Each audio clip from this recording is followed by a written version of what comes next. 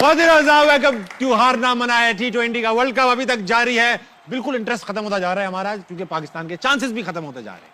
बहरहाल आज world cup में 2 मैचेस खेले गए, south Africa versus West Indies.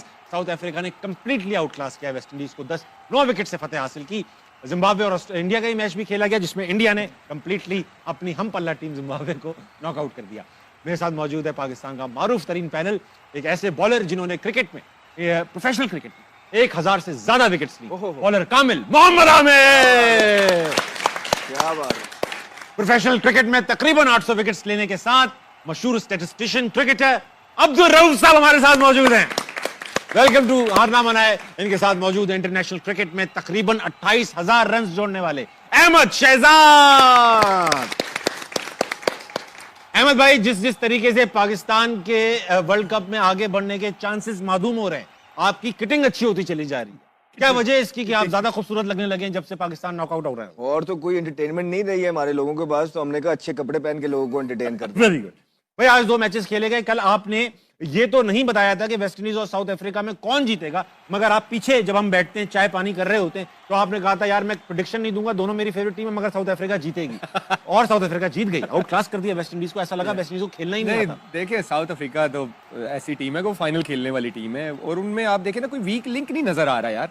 आप उनके बॉलर्स देखें, रेगुलर विकेट ले रहे हैं, फील्डिंग उनकी अच्छी है, इतने अच्छे कैचेस भी ले रहे हैं। फिर बैट्समैन उनके टॉप 3 से लेके आप 4-5-6 मिडिल ऑर्डर देखें, वो परफॉर्म कर रहे हैं। पिछले मैच में नीचे वालों ने किए थे 4-5-6 ने, आज टॉप 3 ने कर दिए।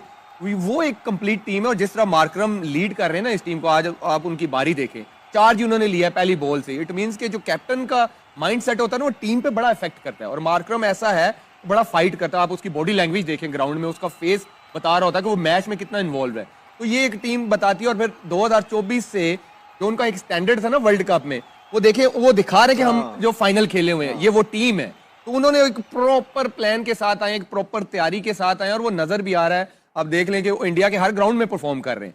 आज भी जिस तरह के उन्होंने चेस किया है, मुझे लग नहीं रहा था कि वो इतना जल्दी चेस कर लेंगे कि 14-15 ओवर में। बहुत बड़ी बात है, बहुत बड़ी बात है। और वो फेवरेट है फाइनल खेलने की। लास्ट वर्ल्ड कप की तरह अभी भी फेवरेट है। आज दूसरा सवाल भी आपसे ही करूंगा। अभिषेक शर्मा चल पड़े, 50 रन किए उन्होंने, काफी तेज किए, यूजुअल से ज्यादा 200 का स्ट्राइक, 183 का स्ट्राइक जो उनका होता है यूजुअल। तो आज क्या डिफरेंट किया? छोटी टीम थी या आज प्रेशर कम था? छोटी बड़ी टीम तो नहीं होती क्रिकेट में। एक तो उसके लिए अच्छा है कि वो फॉर्म में आया और बड़े राइट टाइम पे आया, क्योंकि आगे भी उनका बड़ा क्रूशल मैच है, डू एंड डाई वाला मैच है। लेकिन अगर आप आज उनकी अगर बैटिंग देखें ना, आज उन्होंने थोड़ा सा ना वेट किया है बॉल का। वेट, आज इधर भी शॉट लग रहे थे, उनके सामने भी लग रहे थे, इधर भी लग रहे थे। Even during match Ravi Shastri भी कह रहे थे कि आज ये बड़ा बैलेंस रहा है और बॉल को टाइम करने की कोशिश कर रहे हैं, ना कि हर बॉल जोर से मारने की कोशिश कर रहे हैं।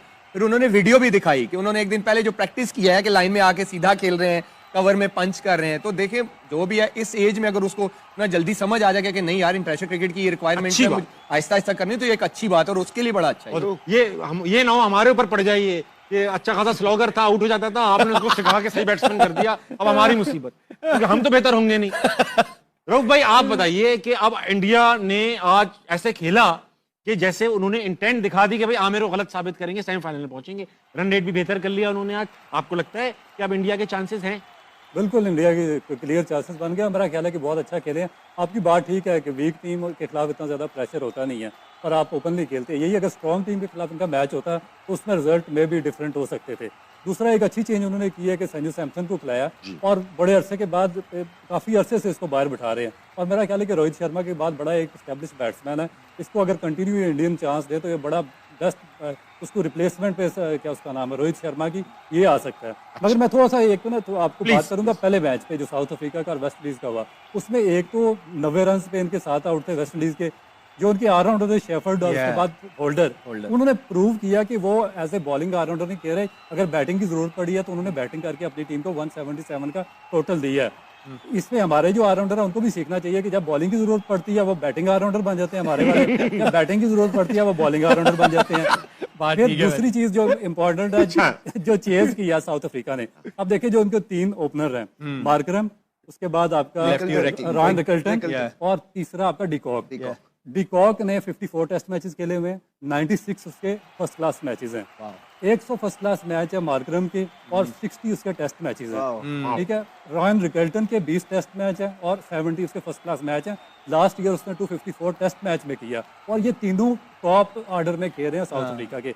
ये हमारा जो अवाम के लिए और जो हमारी थिंक टैंक है क्रिकेट चलाने वाले, उनके दिमाग समझने खोलने के लिए ये बड़ी ज़रूरी चीज़ है कि उनको ये चीज़ समझाए कि टेक्निक T20 क्रिकेट में भी मैटर करती है।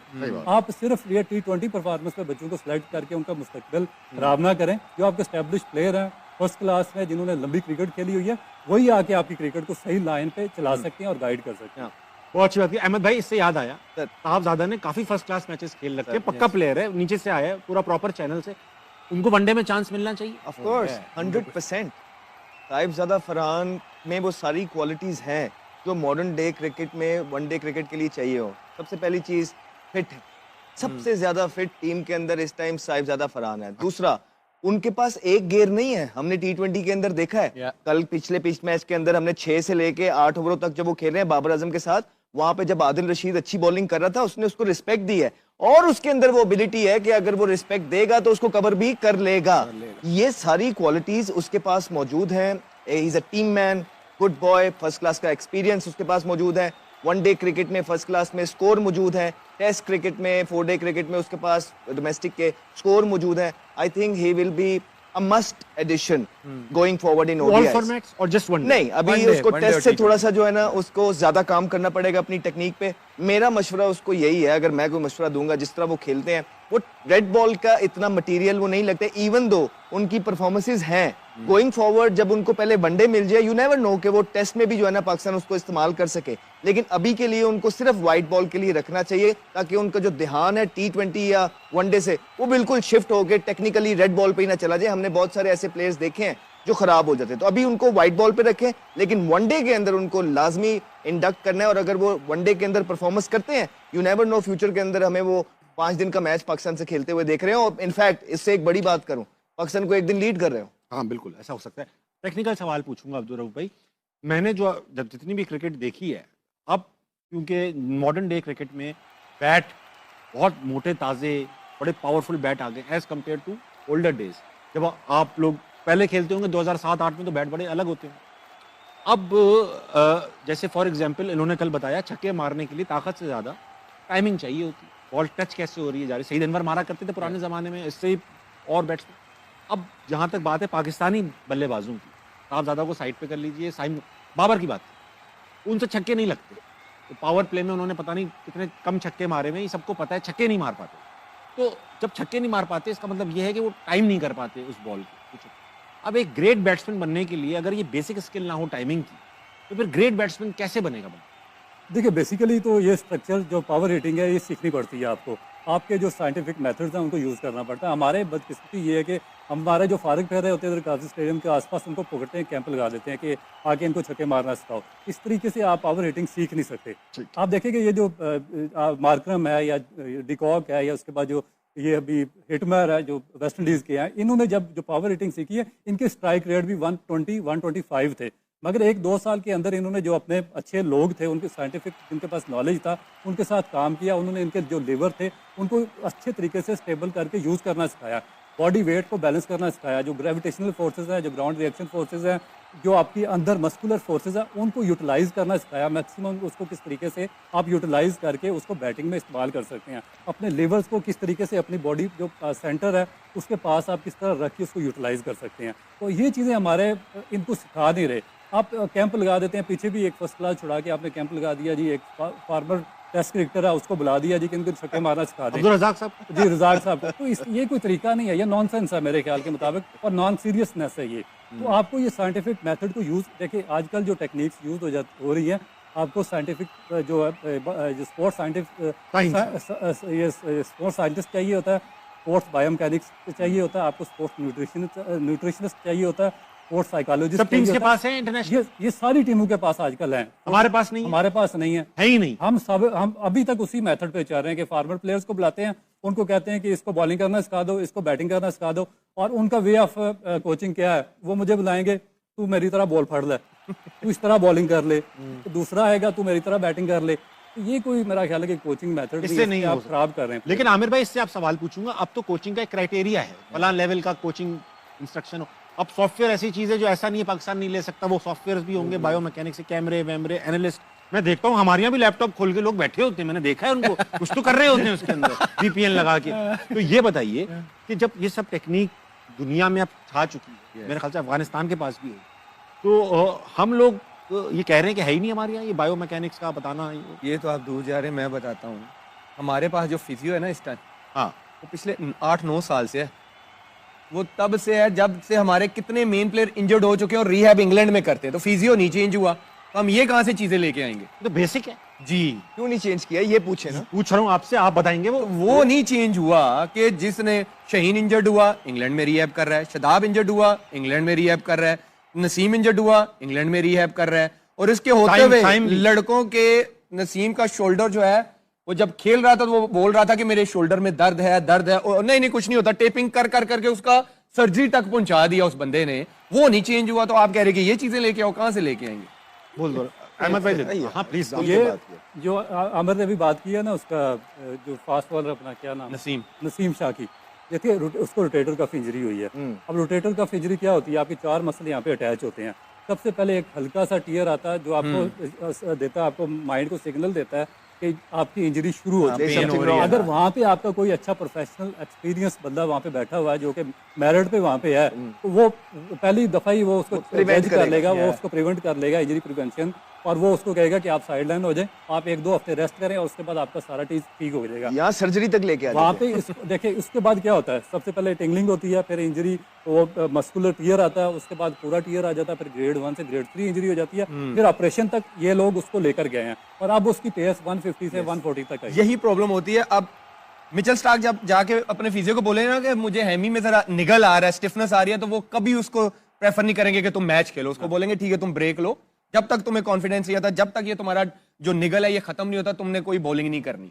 यहाँ पे क्या होता है, टेप करके निगल में हम खेलते रहते हैं, बचाते हैं उस इंजरी को कि इंजरी ना हो जाए, वो करते करते करते हमारी पेसें भी नीचे आना शुरू हो जाती हैं। इसकी वजह आमिर भाई ये है कि बेंच पे कुछ है ही नहीं, बेंच पे भी कुछ है नहीं, लड़के को भी इनसिक्योरिटी है कि मैं यहां से अगर बाहर हुआ ना तो मैं गया। नहीं बेसिकली होता ही है। देखें, अब आप right man for the right job की जब बात कर रहे हैं, तो वो फिजियो की जो बात कर रहे हैं, वो फिजियो की जो क्वालिफिकेशन होगी वो पता क्या होगी या क्यों है, सिर्फ सेटिंग के अंदर होगा। बहुत सारे ऐसी हमने वाकयात सुने हैं कि आपके प्लेयर जो है ना डोमेस्टिक खेलने आते हैं, राइट, वो उसी फिजियो से वो रिपोर्ट लिखवाते हैं कि हमें इंजर्ड कर दें 4 हफ्ते के लिए, जब तक डोमेस्टिक चल रही है। वो रिपोर्ट लिखते हैं, वही रिपोर्ट जो है पीसीबी के पास जाती है, तो ऐसी डोमेस्टिक खत्म होती है, वो रिपोर्ट आ जाती है ये लड़का फिट हो गया। इसी तरह टीम के अंदर भी इससे ज्यादा टीयर्स की बात होती है, लड़के इंजर्ड, लड़के अनफिट, राइट, लेकिन वहां पे क्योंकि उसके साथ सेटिंग होती है, वो जैसी चाहते हैं वैसी रिपोर्ट बनाते हैं। उसके इसमें प्लेयर का भी कसूर है। प्लेयर खुद भी इनसिक्योर होता है, प्लेयर खुद भी कहता है कि चलने दो, प्लेयर खुद भी फिजियो कहता है कि यार मैंने खेलना है, क्योंकि वो प्लेयर की माइंडसेट ये है कि एक दफा हम बाहर हो गए उसके बाद हमें चांस नहीं मिलना, बार हो गए। तो नुकसान किसका हो रहा है, मैं ये पूछना चाहता हूँ, पाकिस्तान का। तो ये पाकिस्तान का ही तो नुकसान हो रहा है जब आप सेटिंग के अंदर लोगों को लेके आते हैं, लोगों के पास आपके राज हो जाते हैं, सीक्रेट्स हो जाते हैं, फिर आप उनको इतनी आसानी से नहीं निकाल पाते हैं क्योंकि आपको फिर वो ब्लैकमेल करते हैं। तो कहने का मकसद ये है कि जहां जो रऊफ भाई बातें कर रहे हैं ये 100% ठीक बातें हैं, लेकिन क्या रऊफ भाई को यहाँ बैठे ये बातें पता है? तो पाकिस्तान क्रिकेट बोर्ड में किसी को ये बातें नहीं पता है, जिनकी जॉब ही यही है, जिनको लाए इसलिए कि पाकिस्तान की क्रिकेट जो है इनहेंस करे, इंप्रूव करे, ऊपर जाए। तो दिस इज द रीजन, ये रिजल्ट जो है ये अच्छा रऊफ भाई क्या बताएं यार, आपने तो इसमें डिग्री हासिल कर रखी है, तकरीबन डॉक्टर है यहाँ पे इस काम में। मुझे ये बताइए कि ये जो माइक हेसन है तो बाहर के, ये हेड कोच का काम नहीं होता कि वो फिजियो टीम का जो पूरा स्टाफ होता है वो सेलेक्ट करे हैंड पिक, और वो देख रहा होगा ना यार ये फिजियो हमारा ठीक काम नहीं कर रहा। उसने तो इन्होंने तो न्यूजीलैंड के साथ काम किया, इंटरनेशनल कोच है, इन्होंने देखा होगा ये फिजियो यार हमारा सही काम नहीं कर रहा, तो ये तो कभी नहीं शिकायत कर रहे। नहीं, बेसिकली ये जो हेड कोच लाते हैं ये अपना बाज़ दफ़ा ले आते हैं अपना पूरे का पूरा पैनल, मगर बाज़ दफ़ा जो सारा पैनल होता है बाकी वो पाकिस्तान क्रिकेट बोर्ड इनको देता है। डॉक्टर्स इनके होते हैं, फिजियो इनके होते हैं, मसाजर्स वगैरह इनके होते हैं, जो न्यूट्रिशंस वगैरह होते हैं वो पाकिस्तान क्रिकेट बोर्ड उनको देता है, फिर उन पे उनको रिलाई करना पड़ता है। इस वजह से अब जहाँ तक इन्होंने बात की है, देखिए प्लेयर्स का मैं इसलिए कसूर नहीं कहूँगा कि हमारे प्लेयर्स की जो बेसिक एजुकेशन है वो नहीं है, उनको नहीं पता स्पोर्ट्स साइंस क्या, उनको अपने न्यूट्रिशन का नहीं पता, उनको अपने जो बॉडी मसल्स हैं उसका नहीं पता, उनको बॉडी की नेचर का नहीं पता। तो ये फिर जो पाकिस्तान क्रिकेट बोर्ड इतना बड़ा पैसा लगा रहा ठीक कह है, रहे ये उसका काम है ना कि Impose hire- करे। इनसिक्योरिटी भी बोर्ड का काम है कि उनका दूर काम करें है। ना। इतना बड़ा पैसा आप दे रहे हैं तो फिर नॉन प्रोफेशनल लोगों को क्यों रखते हैं? अगर आप Professional लोग फॉर आके- एग्जांपल आपका बच्चा है वो पीएस खेल रहा है, आपको तो पता है ना कि पीएस कितनी नुकसानदेह सही है, बात। तो फिर आपने इम्पोज करना है कि वो मेक श्योर करें कि ना ट्रेनर खेले। फिजियो का क्या काम होता है? हमें लगता है कि नसीम शाह फिट नहीं है, ट्रेनिंग उसको मैंने देखा, ट्रेनिंग पूरी करता है, उसकी मोबिलिटी का मसला है। अब उस पे ट्रेनर और फिजियो ने काम करना है कि इसकी बॉडी में मोबिलिटी, जो इसके मसल्स की मूवमेंट्स है, उसको कैसे सही करना है, ये उनका काम है, उसको बताना है। जैसे राहुल भाई ने कहा कि हमारे लड़कों को शायद नहीं पता अपनी बॉडी का कि मेरी इस बॉडी में प्रॉब्लम क्या आ रही है, स्टिफनेस उसकी ज्यादा क्यों है। नसीम आपको अनफिट इसलिए लगता है कि उसकी बॉडी नेचुरली बहुत स्टिफ है, उसकी मोबिलिटी पे काम होने वाला है, ये फिजियो ट्रेनर का काम है। और आपको बंदे वैसे रखने चाहिए जिनको पता है, हाँ यार आमिर की बॉडी में ये मसला, हमने इसको ऐसे लेके चलना है, इस पे ये काम करना है। आपको ऐसे प्रोफेशनल बंदे चाहिए। अच्छा भाई, अब जरा क्रिकेट पे आ जाए दोबारा से। वर्ल्ड कप पे कल क्रूशियल मैच है इंग्लैंड न्यूजीलैंड का। हमारे ऊपर पॉइंट टेबल देख लेते हैं, फिर बात करते हैं। इस वक्त तो वाकयात कुछ इस तरह के हैं कि इंडिया ने काफी रिकवरी की है, -3.8 से -1.1 पे उनका आ तो वैसे ही है ना, डू एंड डाई, जो जीते वो पहुंच जाए। उनका उनके तो ऊपर तो वैसे- यही हाँ, है, उनका डू तो एंड डाई वाला बात है, जो जीतेगा पहुंचेगा।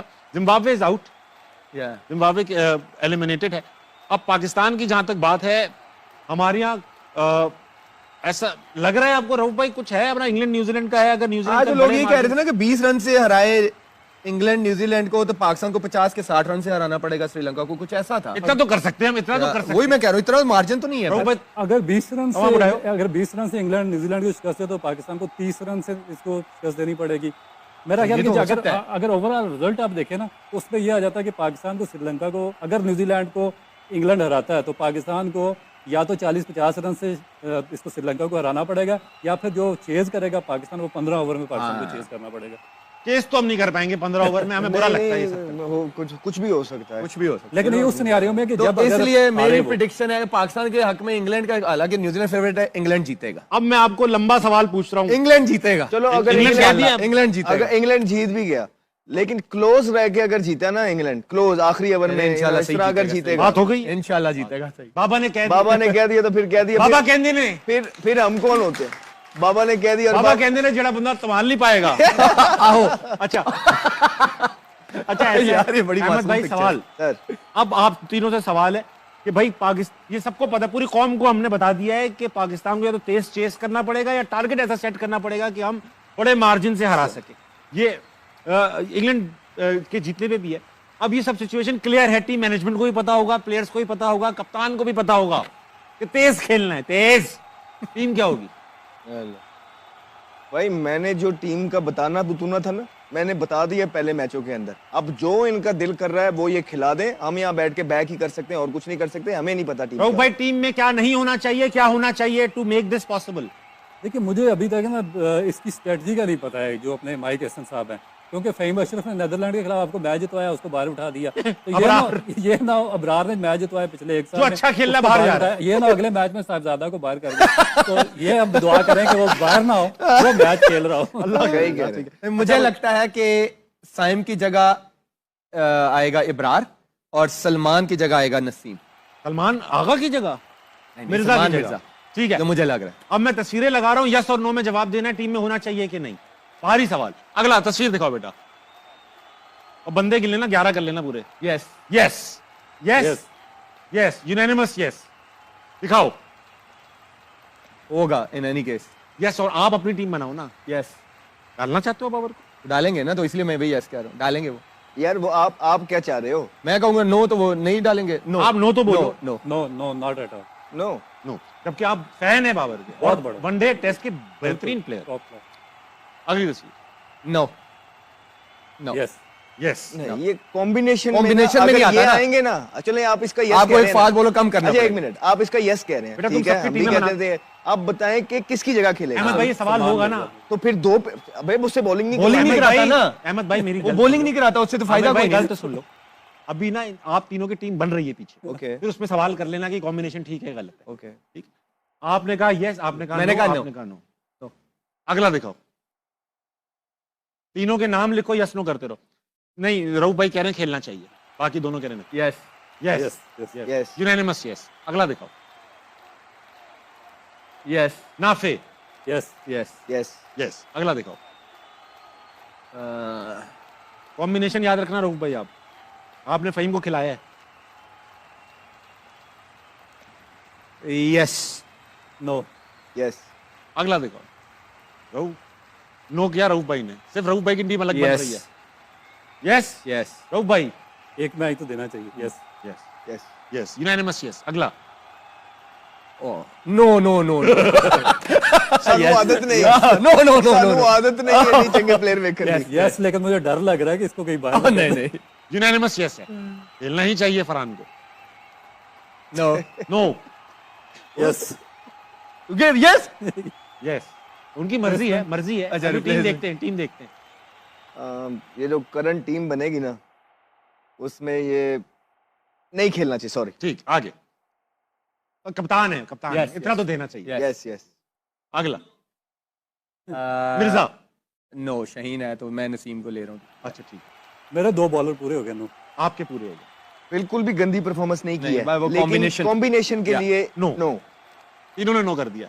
यस यस यस, तीनों यस है। तो मैं नहीं खेल, आखिरी मैं नहीं सहारा, रोकूं। आखिरी उम्मीद है। है जी, दसो की कीपिंग कौन करेगा? यही है, खेलेगा। यस ऑब्वियसली Keeper ही नहीं। As much as we don't. और एक बंदे का मैं नाम लूंगा, मोहम्मद आमिर का। पता करो कहीं मोहम्मद आमिर ने सरफ तो नहीं खा लिया, कहीं मोहम्मद आमिर ने सरफ तो नहीं खा लिया, उसका पता करो भाइयों। क्योंकि मोहम्मद आमिर को आज 2 चुपेड़े पड़ी हैं, एक चुपेड़ इस गाल पे पड़ी है और एक चुपेड़ इस गाल पे पड़ी है। अब